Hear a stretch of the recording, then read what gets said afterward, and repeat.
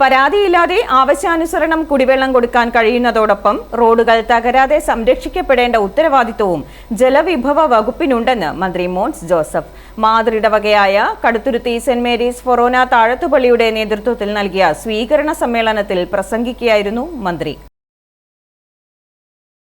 പൈപ്പുകൾ പൊട്ടി റോഡുകൾ തകരുന്നതും പുതിയ റോഡുകൾ കുത്തിപ്പൊളിച്ച് പൈപ്പിടുന്നതുമെല്ലാം ഒഴിവാക്കാൻ നടപടികൾ സ്വീകരിക്കുമെന്നും മന്ത്രി പറഞ്ഞു.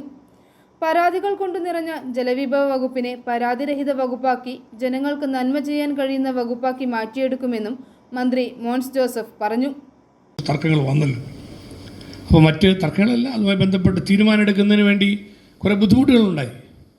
അപ്പോൾ അതുകൊണ്ട് വീണ്ടും അടുത്ത പ്രശ്നങ്ങളിലേക്ക് പോകാതെ ഈ വിഷയങ്ങൾ പരിഹരിക്കപ്പെടേണ്ട ഒരു ആവശ്യകത കൂടി വന്നപ്പോൾ തീർച്ചയായിട്ടും അപ്രതീക്ഷിതമാണെങ്കിലും ജലവിഭവ വകുപ്പും അതിനേക്കാൾ തകർന്നു കിടക്കുന്ന ഹൗസിംഗ് ബോർഡും ഭവന നിർമ്മാണ വകുപ്പും രണ്ടും പ്രധാനപ്പെട്ട വകുപ്പുകളാണ്.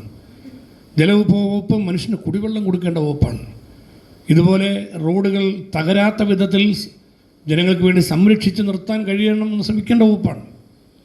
പൈപ്പ് പൊട്ടി പ്രശ്നമുണ്ടാകുന്നതിൻ്റെ പേരിൽ സ്ഥിരം പരാതി വരുന്ന കേരളത്തിൽ അതിന് കുറേയെങ്കിലും ഒരു പരിഹാരത്തിലേക്ക് പോകാൻ കഴിയുന്ന വഴികൾ കണ്ടെത്തേണ്ട വകുപ്പാണ്. ഭവന നിർമ്മാണ വകുപ്പും അതുപോലെ തന്നെ പാവപ്പെട്ട ആളുകൾക്ക് വീടില്ലാത്ത ഇടത്തരക്കാർക്കും സാധാരണക്കാർക്കും വീട് നിർമ്മിച്ചു കൊടുക്കാൻ വേണ്ടി നമ്മുടെ സംസ്ഥാനത്തുണ്ടാക്കിയൊരു വകുപ്പാണ്. പക്ഷെ ആ ജോലിയല്ല ഇപ്പോൾ ആ ജോലി പോയിട്ട് ശമ്പളം പോലും ഇല്ലാതെ അല്ലെങ്കിൽ അവസ്ഥയിലേക്ക് അവർ പോയി.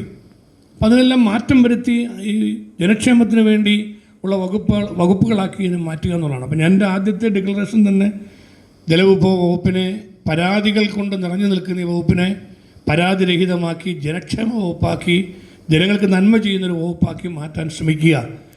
പുഴകൾ, തോടുകൾ, ജലാശയങ്ങൾ, ഡാമുകൾ എന്നിവയെല്ലാം നല്ല നിലയിൽ സംരക്ഷിക്കപ്പെടണം. കടുത്തുരുത്തിയിലെ പുതിയ ബൈപ്പാസിന്റെ വശങ്ങളിൽ മാലിന്യം തള്ളുന്നത് ശ്രദ്ധയിൽപ്പെട്ടിട്ടുണ്ട്.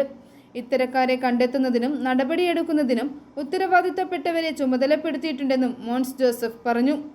താഴത്തുപള്ളി വികാരി ഫാദർ ജോൺ പാളിത്തോട്ടം അധ്യക്ഷത വഹിച്ചു.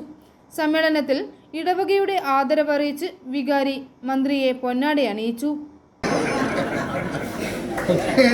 നമുക്ക് ഒത്തിരിയേറെ കാര്യങ്ങൾ ചെയ്ത് കിട്ടാറുണ്ട്. കാരണം നമ്മുടെ കടുത്തുരുത്തി തന്നെ ഒരു വലിയ മഴ വന്നു കഴിഞ്ഞാൽ വെള്ളത്തിൽ മുങ്ങും. അപ്പോൾ അതുകൊണ്ട് ഇതൊക്കെ ഒരു ദൈവിക പദ്ധതിയുടെ പ്ലാനാണ്. അല്ലെങ്കിൽ ഇങ്ങനെ ഈ സമയത്ത് നമ്മുടെ പ്രിയപ്പെട്ട അഡ്വക്കേറ്റ് മോൻസിന് ജലവിഭവത്തിൻ്റെ അധികാരം കിട്ടുക എന്ന് പറഞ്ഞാൽ അത്ര എളുപ്പം. അത് ദൈവം തിരിച്ചുക പരിശുദ്ധ അമ്മയുടെ ഒരു വലിയ നൽകുകയാണ്. അതുകൊണ്ട് തന്നെ എനിക്ക് വലിയ ഉറപ്പുണ്ട്. പ്രത്യേകിച്ച് നമുക്കറിയാം നമ്മുടെ ഇടവക ഇന്ന് വലിയ സങ്കീർണമായിട്ടുള്ള കുറച്ച് ബുദ്ധിമുട്ടുകളിലൂടെ കടന്നു പോവുകയാണ്. നമ്മൾ ബൈപ്പാസ് നല്ല വഴി ഇപ്പം തന്നെ നമ്മുടെ ഇടവകയുടെ ശരിക്കും ഐശ്വര്യത്തിൻ്റെ ആ ഒരു പൊൻതിളക്കമാണ് ഈ മന്ത്രിപദം കിട്ടിയിരിക്കുന്നത്. കാരണം അത് നമുക്ക് രണ്ട് കാര്യങ്ങളാണ്. ഒന്ന്, ബൈപ്പാസ് വഴി തുറന്നപ്പോൾ നമ്മുടെ പള്ളിയുടെ ഫ്രണ്ടിലേക്കുള്ള വഴി ഇപ്പോഴാണ് ശരിയായിട്ട് തുറന്നു കിട്ടിയത്. ആ വഴി പണി പൂർത്തിയാക്കിക്കൊണ്ടിരിക്കുന്നേ.